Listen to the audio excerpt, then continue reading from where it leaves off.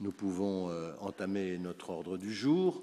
L'ordre du jour appelle une communication relative au respect des engagements climat-énergie de la ville de Dijon. Et c'est Jean-Patrick Masson qui rapporte. Merci. Bonsoir à tous. Monsieur le maire, chers collègues, la présente communication vise à vous permettre de mesurer le chemin parcouru depuis la signature de la Convention des maires. Cette convention est intervenue, ce vote, en 2009. Donc les éléments que je vais vous communiquer comparent la situation en 2010 à l'objectif de 2020, puisque cette Convention des maires est à cette échéance. Les engagements qui pouvaient paraître ambitieux en 2009, lorsque nous les avons votés, placent aujourd'hui Dijon dans la bonne trajectoire pour la neutralité carbone en 2050. Je rappelle simplement que les engagements pour 2020 sont les suivants. 20% de consommation d'énergie en moins, 20% d'émissions de gaz à effet de serre en moins et 20% d'énergie renouvelable en plus. Aujourd'hui, les données pour le patrimoine de la ville sont les suivantes, et peut-être a-t-on une projection, je n'en sais rien. En tous les cas, moi, je les ai sous les yeux. Donc, en 2010, nous étions au global en consommation énergétique à 73 gigawattheures. En 2018, donc 2 ans avant l'échéance prévue, nous en sommes à 57 gigawattheures, soit 22% de moins que ce qui était exigé pour 2020.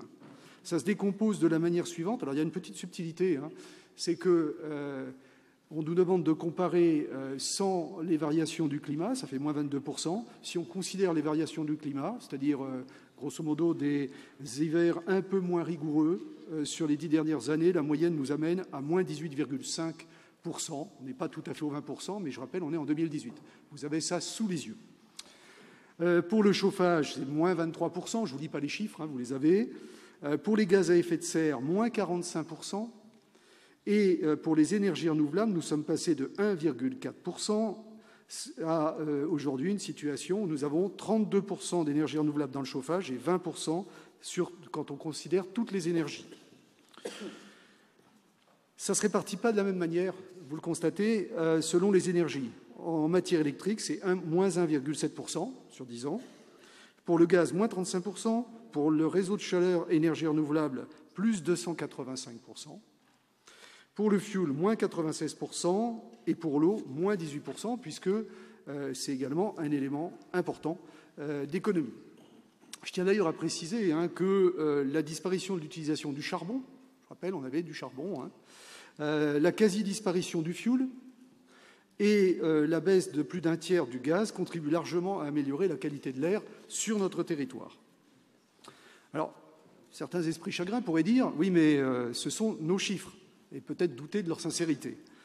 Donc, pour rassurer tout le monde, j'ajouterai que les éléments sont vérifiés de manière extérieure, bien sûr dans le cadre du reporting de la Convention des maires, puisqu'une fois signé, il nous faut tous les ans indiquer les progrès que nous faisons, mais aussi dans le cadre du label Citergie. Et je vous rappelle que la commission du label européen gérée par la France, par l'ADEME en France, nous a été décernée récemment avec 63% d'atteinte de l'objectif, ce qui nous met très près du label qu'on appelle Gold aujourd'hui. Dans les deux cas, il s'agit d'engagements et d'une reconnaissance européenne qui fondent et justifient complètement, en tous les cas à mes yeux, notre volonté d'obtenir d'être capitale verte européenne. Comme vous pouvez le constater, nous avons atteint nos objectifs au cours de cette décennie. Et je tiens ici à remercier tous mes collègues qui, dans leurs délégations respectives, ont eu à cœur de participer à cet effort, mais également, bien sûr, les services sans lesquels nous ne pourrions atteindre, évidemment, ces objectifs. Et grâce à leur engagement sans faille, on peut dire que c'est un travail collectif entre tous les intervenants dans notre collectivité.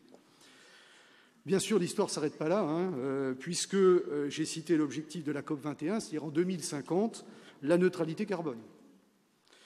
Donc, plus modestement, je vous propose de nous mener déjà jusqu'à 2030, et donc ce qui doit être fait dès maintenant, dès aujourd'hui. D'abord, les 3 objectifs, les 3 x 20, sont pour 2030, 3 x 40.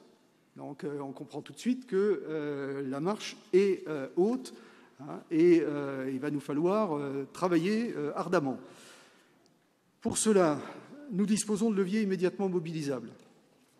Le champ photovoltaïque de 14 hectares sur le centre d'enfouissement technique de Valmy, qui est aujourd'hui fermé pour cet usage, mais qui sera donc un champ photovoltaïque dès 2021.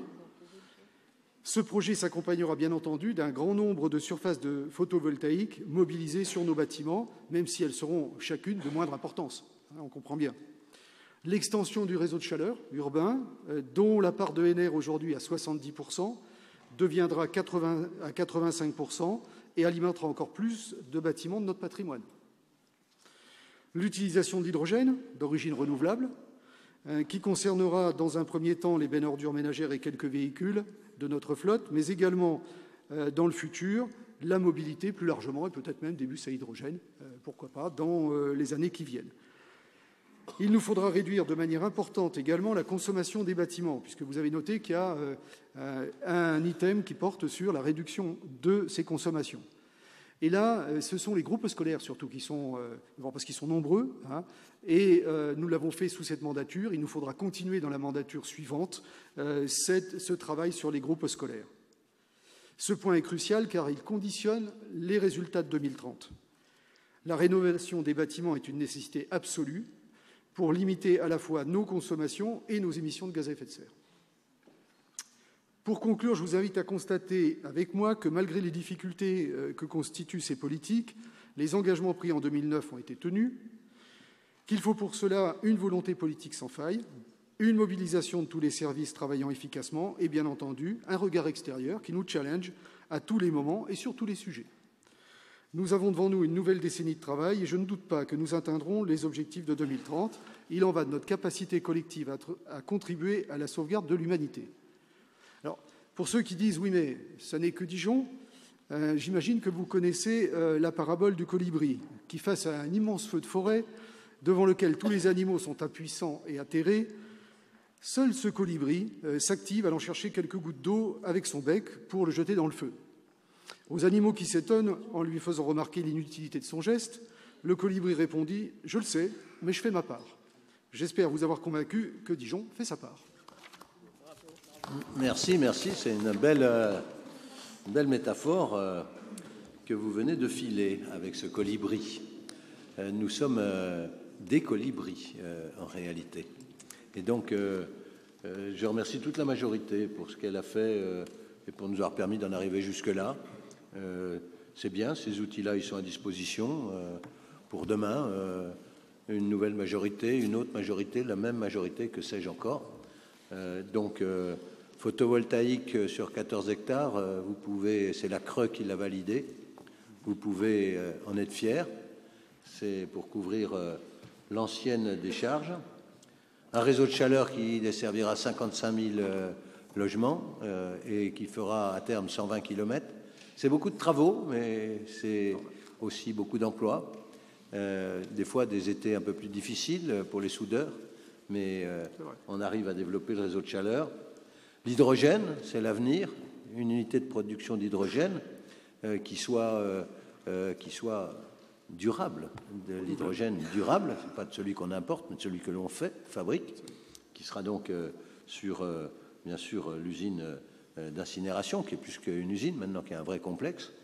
Et puis, tout le travail qui restera à faire, il y en a toujours sur les bâtiments, et notamment l'isolation de bâtiments scolaires. Je ne parle pas des copropriétés, pour lesquelles on attend des aides de l'État, bien sûr, pour pouvoir mener à bien ces dossiers. Voilà toutes les informations que nous voulions vous donner pour vous dire que là où il y a une volonté, il y a un chemin.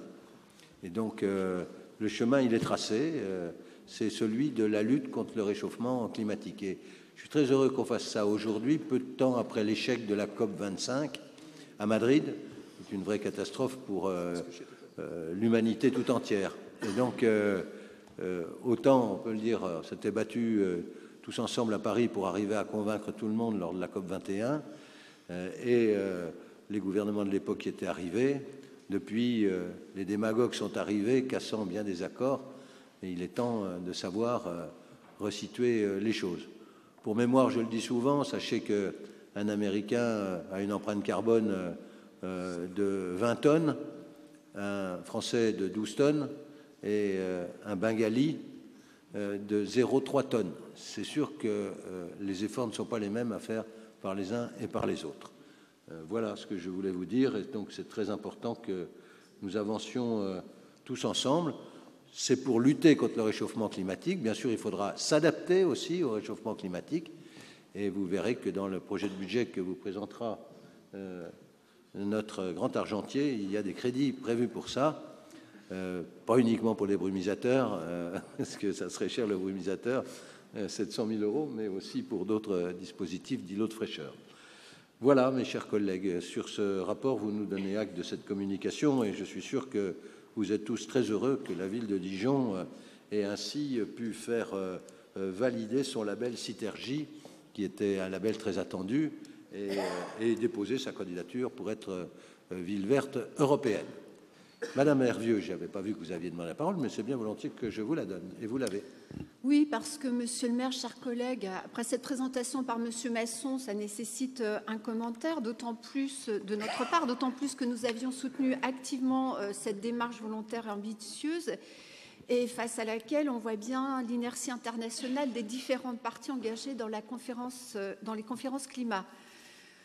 C'est une inertie mortifère parce que l'inaction des États nous conduit à une hausse de plus de 3 degrés d'ici la fin du siècle, avec des conséquences sur le quotidien de toutes et tous déjà bien visibles et prévisibles.